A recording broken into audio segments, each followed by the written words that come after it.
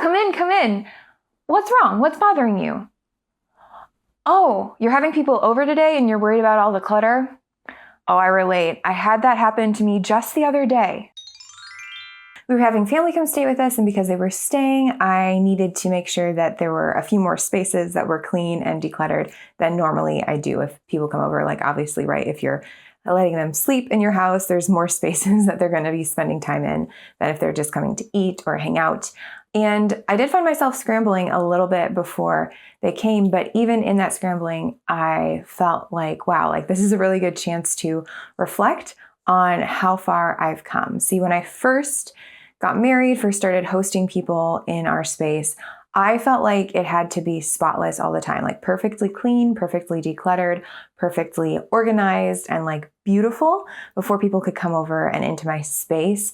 And as I will share with you in this video, I have really been able to change a lot of my thinking about that, and it has made me a better hostess, but also it's just kept my stress levels down when having people over. But when people are coming over, sometimes I'm like, oh my word, like there's all this stuff that I'm just sort of blind to. I sort of ignore because I'm using it or because it's been there a while, but guests are going to see it. And so there's like this added pressure and this added stress. And so today in this video, I'm going to give you some tried and true tricks for how to tame the clutter, but also help you be in the best mindset that you can be for hosting while still decluttering and cleaning for your guests. First, I want you to start with your expectations, not their expectations, because I know that that is something that we're thinking about a lot when guests are coming over, but your expectations for your cleaning and decluttering. Some quick tips on this. First of all, don't berate yourself for how bad your house has gotten. This is not the time for that. I mean, I don't think there really ever is a good time for that. I don't feel like that's ever really helpful, but it is especially crucial right now while you are gearing up to do a very quick, hurried clean and declutter, that you do not start beating yourself up for how your house looks right now. Like, that is not going to help you. That is not going to make the process go better. That is not going to help your guests. It is just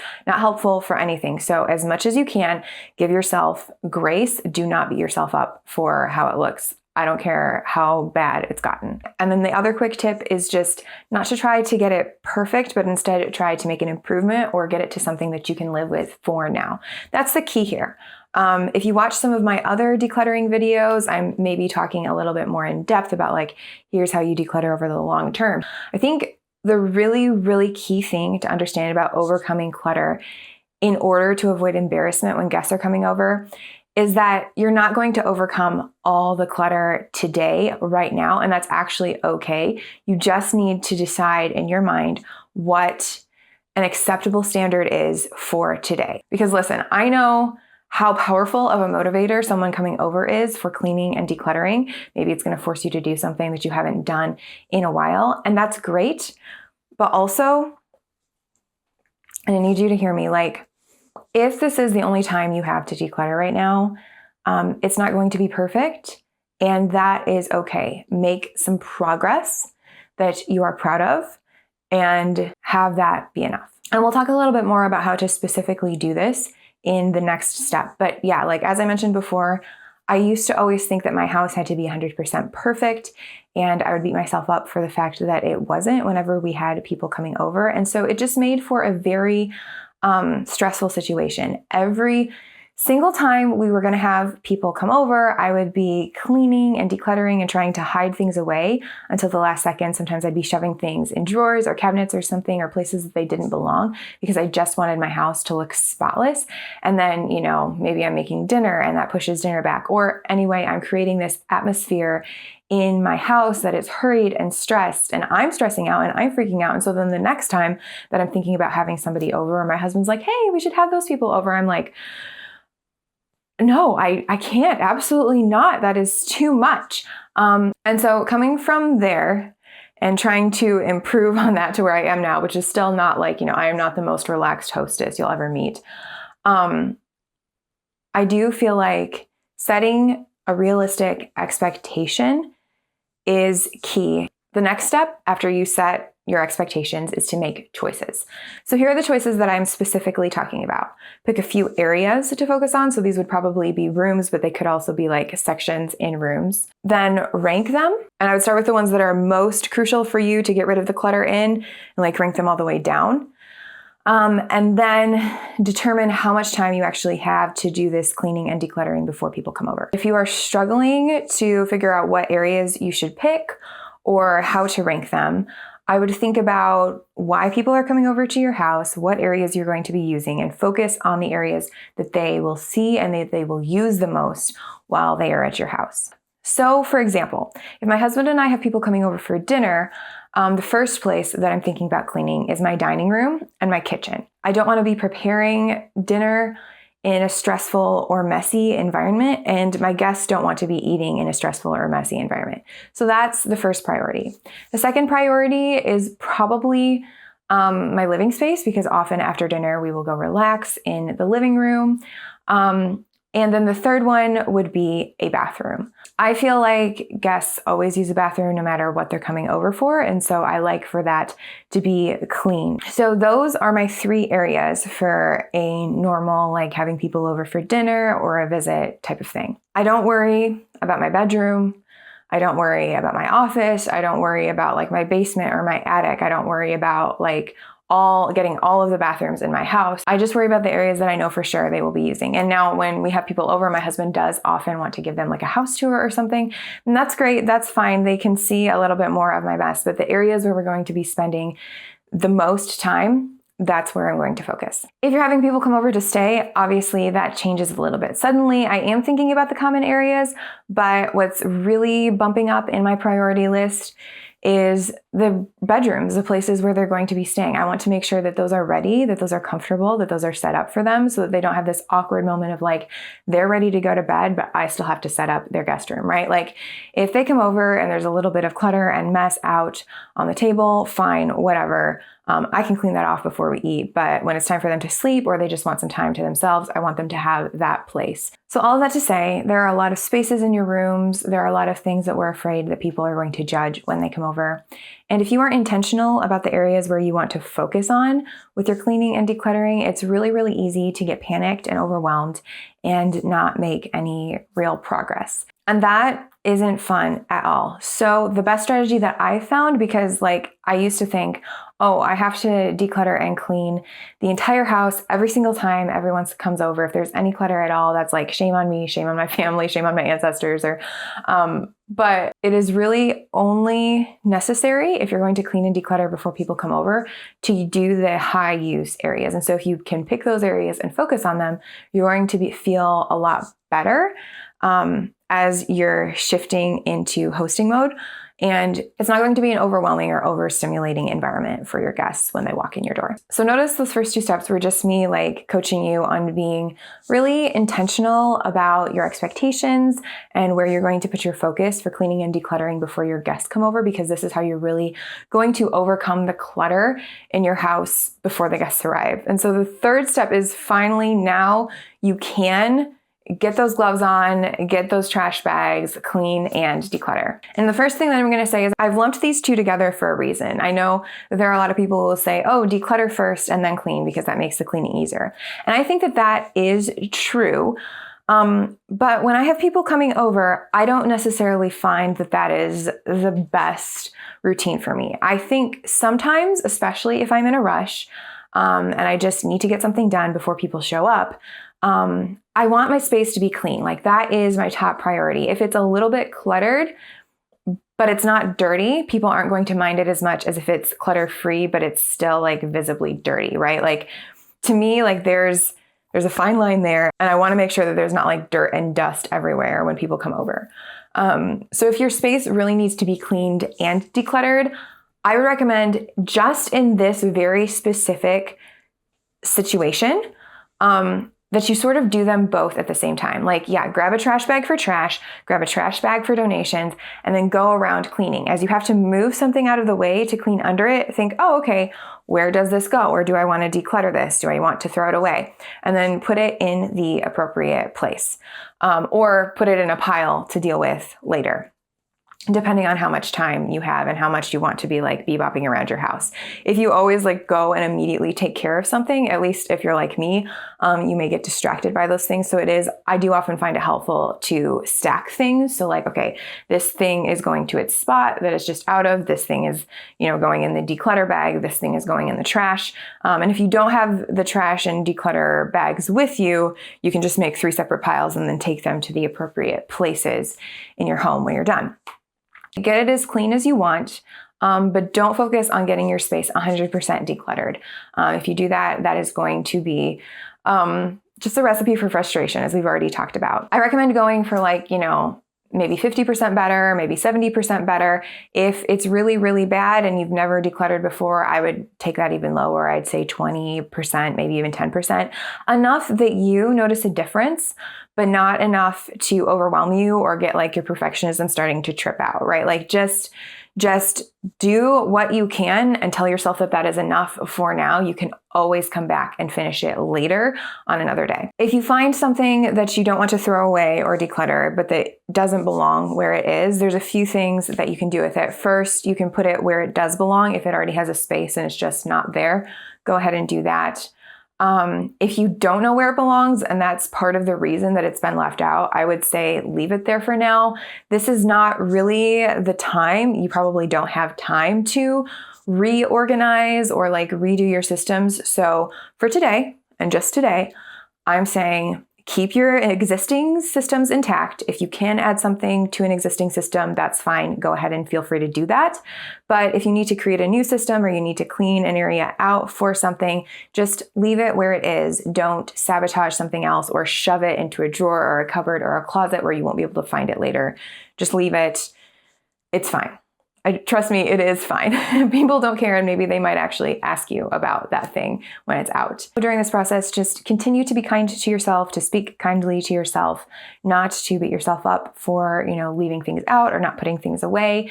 And I would also say just make sure that you're doing okay, like as a person. Make sure you're well fed, make sure you're hydrated, make sure your emotions are regulated, and just be paying attention to those things. And if at all possible, do something that will make it a little more fun for you. Like, for example, when I am cleaning and decluttering, straight through for quite a while, I like to listen to an audiobook or a podcast. Sometimes I like to put on music instead, and so that I can, dance and move my body. Sometimes the beat is very helpful. You can light a candle or whatever. Get yourself a snack or a treat to go along with it, like whatever you want. Just do something to be nice to yourself. And that also does sometimes help your attitude toward yourself in terms of like being kind to yourself. And it also just makes the experience a lot more pleasant, which is very nice when you're about to have people over and you want to be like pleasant. Like you can't just like go off in a corner after you're done and rest back up. And then the final step is to freshen up. So now you have cleaned and decluttered the areas, working in like, your top priority down to your least priority, and done what you can in all the spaces that you thought were important enough to focus on this time. Now that it's done, if you have time to do it and you feel like doing it, I recommend this optional step of doing something to make your home a little bit more inviting. This may mean like cutting some flowers from your backyard and putting them in a vase. This might mean lighting a candle or a diffuser.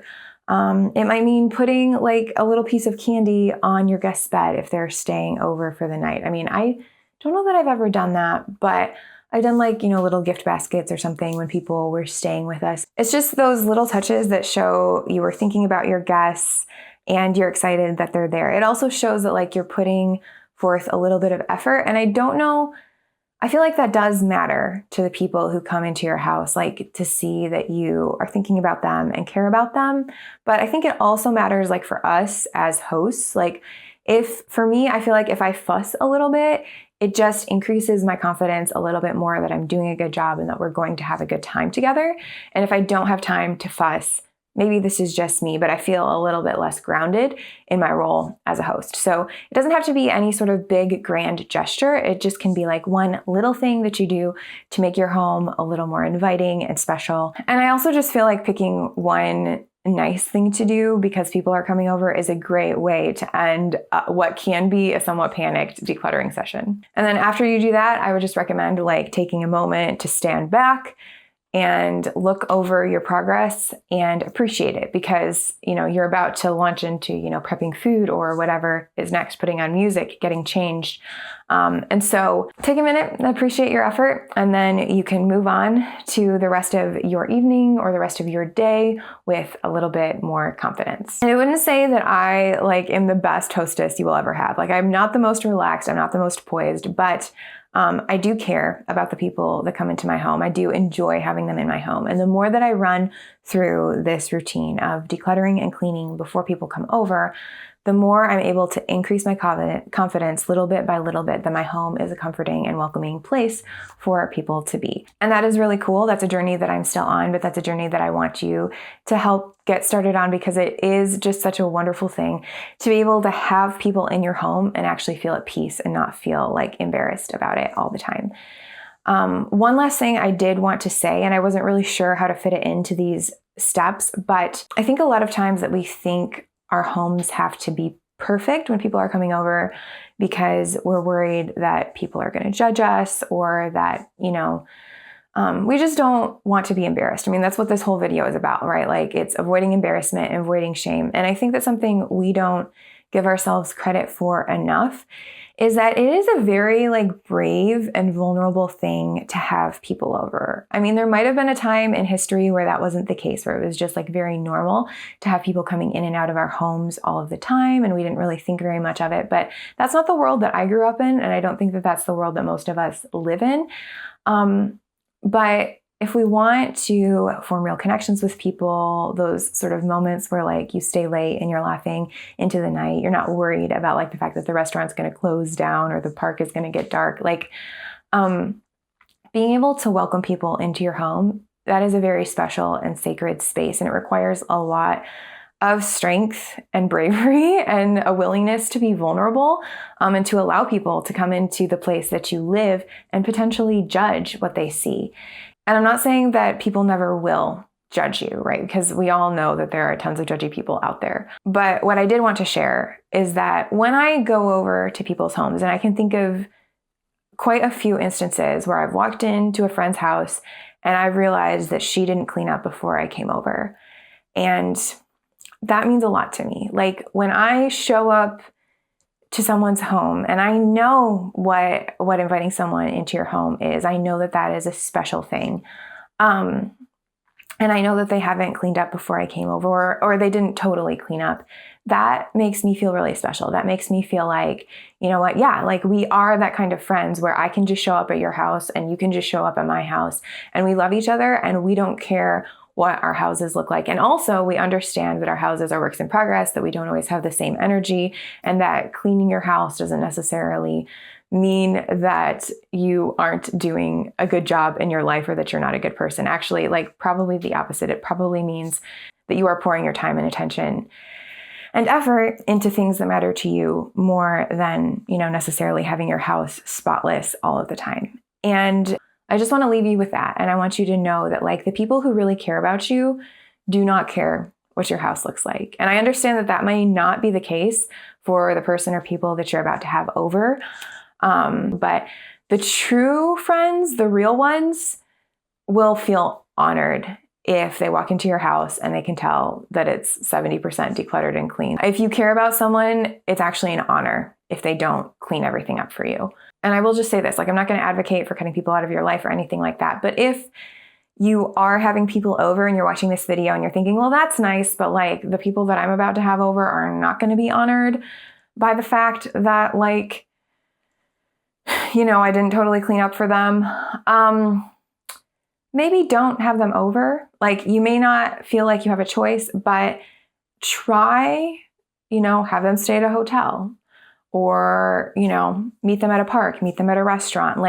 If they are the kind of people who are going to come into your house and they're not going to honor the fact that this is your space, maybe just don't have them over next time. Or, maybe you go over to their house next time. Because homes are special places, but they're also not always perfect. And real friends Get that. So anyway, on that note, those are my tips for overcoming clutter before you have people come over. I hope that this video has helped you. If you need more tips on decluttering in a hurry, I recommend this video. Thank you so much for watching. Thank you so much for subscribing. And I will see you in the next video. Bye.